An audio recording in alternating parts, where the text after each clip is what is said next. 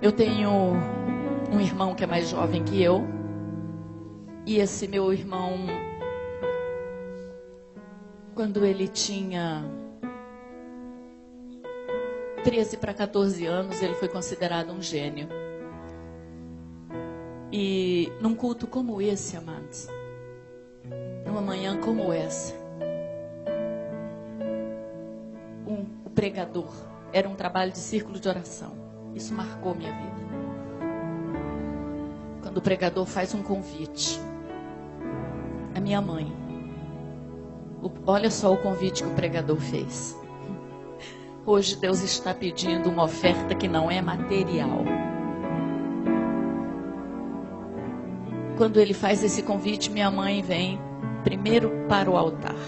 Minha mãe vem, primeira que veio para o altar ali. E quando ela está ali ajoelhada, eu chego ali e me abraço com ela e eu disse: mamãe, o que é que você veio doar? O que você tem que não é material? Porque ela já tinha uma certa idade, cardíaca, diabética, e eu pensando, Jesus, será que ela veio se doar para a obra missionária? E aí a gente já fica naquele, né? O que ela vai fazer? E abraçada com ela ali, ela disse assim, depois eu te conto, minha filha. Fiquei abraçada com ela ali. E para que vocês possam entender melhor, esse meu irmão, considerado gênio, com 14 anos ele passou no vestibular de medicina em primeiro lugar. Não pôde cursar, porque ele não tinha segundo grau, não existia naquela época o mandato de segurança. Ele voltou a fazer o segundo grau. Com 16 anos ele voltou a fazer o vestibular de medicina, passou em primeiro lugar novamente e começou a cursar. E os amigos. E eu me lembro assim que naquela época um professor de física se interessou por ele e conversou com meus pais e disse assim, olha, esse menino, esse garoto, a NASA se interessou por ele. Ele vai contribuir com o futuro da humanidade. Ele pode ser um grande físico, um homem renomado. Meu pai olhou para aquele professor, Dr. Ricardo, e disse assim, olha, meu querido, eu fico orgulhoso da sua presença aqui na minha casa, o convite, mas o meu filho é a herança do Senhor.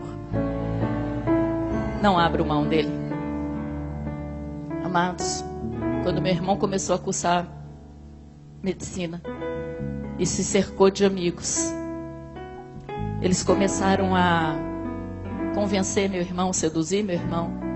E meu irmão começou a ir para o laboratório da faculdade fazer drogas. Naquela época, se hoje já tem drogas mais, digamos, mais efusivas, mais possantes do que o êxtase. Mas naquela época, meu irmão já fabricava o êxtase. E começou a experimentar para ver os efeitos que as drogas produziam. E esse meu irmão, com essa inteligência, com esse futuro, com pais que cobriam de oração, esse meu irmão virou mendigo, morador de rua, pediu esmolas, morou embaixo de pontilhões, dormiu em praça pública, foi enxotado dos portões como vagabundo, bêbado, drogado. Naquele dia, quando minha mãe veio para o altar, e eu disse, mamãe, você não vai me contar o que é que você doou? Ela disse, eu doei o seu irmão para a obra missionária. Eu disse, mamãe, mas a gente nem sabe se ele está vivo, não temos notícia dele há 3 anos mais. O dia que ele saiu de casa, amados, para ir para a faculdade e não voltou mais. Todo dia eu via minha mãe olhando no portão. E ela dizia, quando ele vir, minha filha, eu vou ao encontro dele. Eu vou cobrir ele de beijos. Sabe aquela figura do pai, do filho pródigo? Era minha mãe. Passaram-se todos esses anos. Naquele dia, minha mãe ofertou meu irmão para a obra missionária. Passaram-se mais 4 anos sem notícias. Uma madrugada, meus queridos, um hospital de Porto Alegre ligou na minha casa. E o recepcionista do hotel dizia assim: olha, chove tanto aqui em Porto Alegre, está tendo um dilúvio. E alguém recolheu da enxurrada um mendigo. E nós encontramos na carteira dele esse telefone. Mas não alimente esperanças.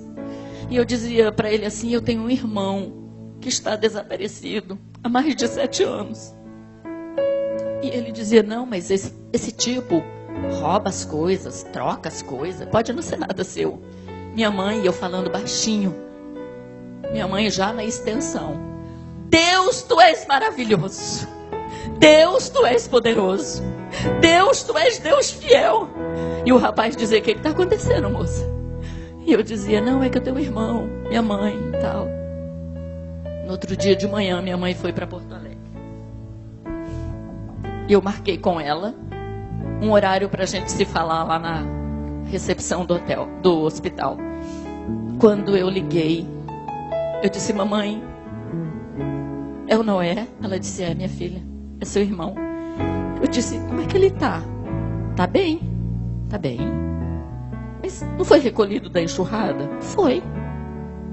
O rapaz disse que ele estava com o pulmão, talvez ele não sobrevivesse até hoje, porque está com o pulmão cheio de água, está todo comprometido. Não, minha filha, tá bem. Não tem unhas, não tem dentes, não tem cabelos, não vê, não fala,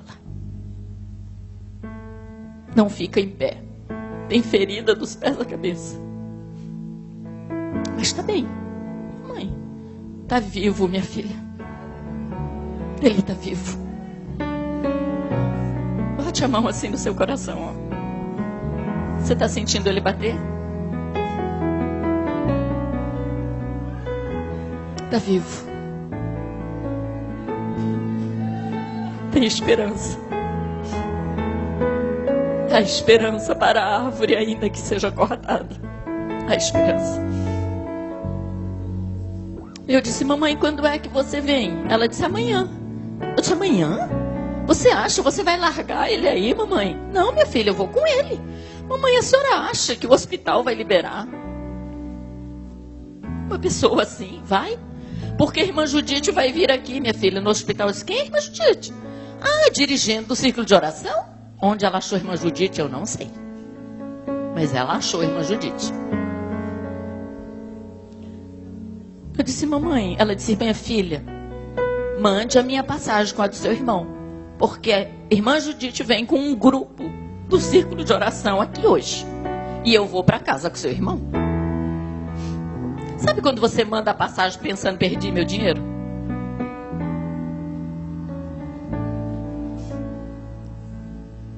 As irmã Judite e as irmãs foram no hospital aquela tarde. Fizeram um clamor tão poderoso que o segurança do hospital botou elas para fora. Por quê, amados? Porque enfermeiras aceitaram Jesus? Porque enfermeiros foram batizados com o Espírito Santo?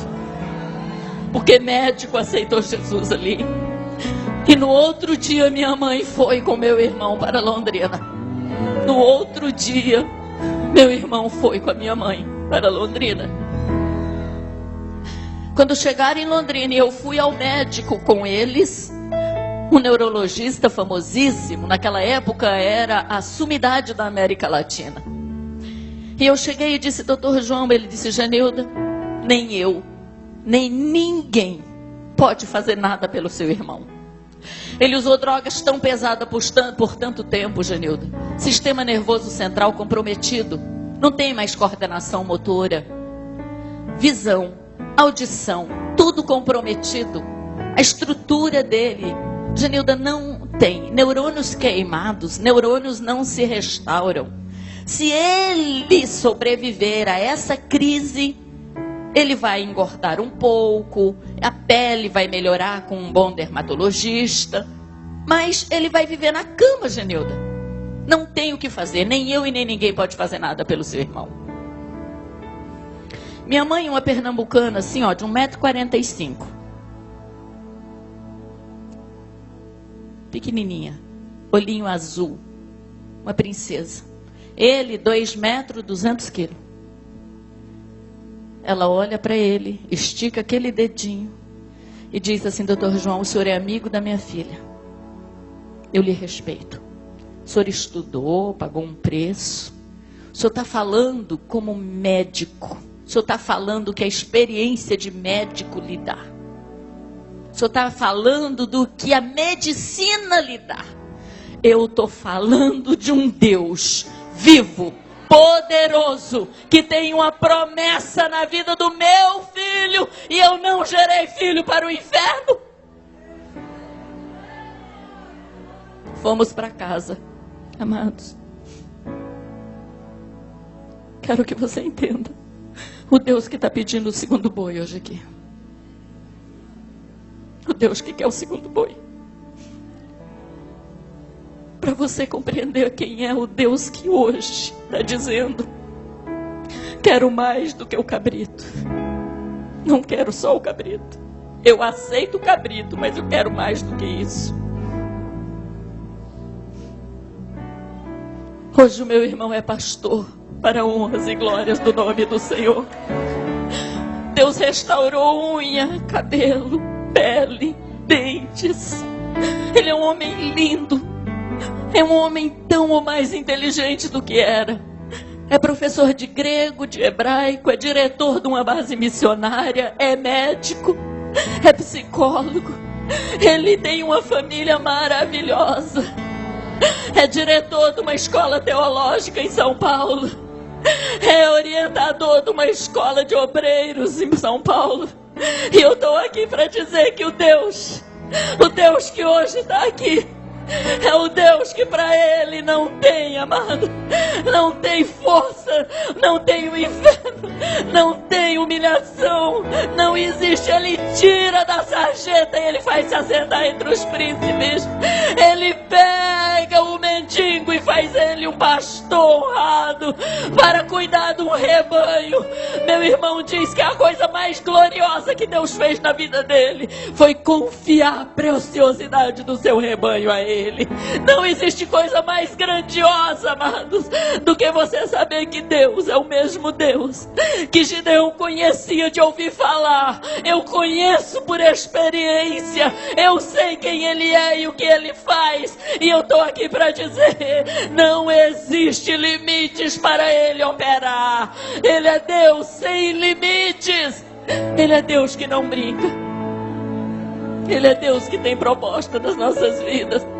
Ele é Deus que só precisa que alguém entre na brecha. Ele só precisa que alguém se coloque na brecha. Ele só precisa que alguém pague o preço da intercessão. Ele só precisa disso. Naquela manhã, minha mãe tinha um segundo boi. Ela nem sabia se estava vivo, onde ele estava, mas ela sabia que Deus tinha uma promessa na vida dele. Ela sabia disso.